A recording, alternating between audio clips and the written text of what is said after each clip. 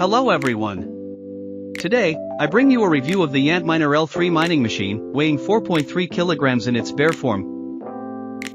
The Antminer L3 model supports the SCR-YPT algorithm, making it suitable for mining LTC and Doge.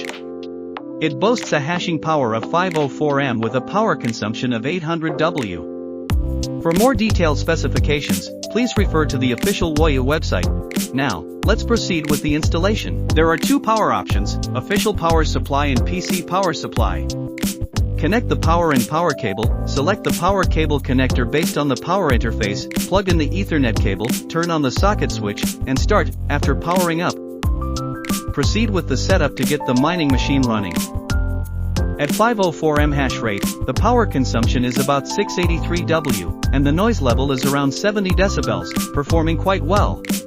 How to set it up for normal operation. Enter the mining machine's back-end settings, fill in the mining pool worker name, mining address. Save the settings.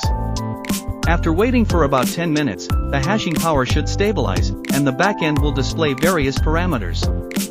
Check the mining pool page to get information on online mining machines, individual hashing power, total hashing power, earnings, and more.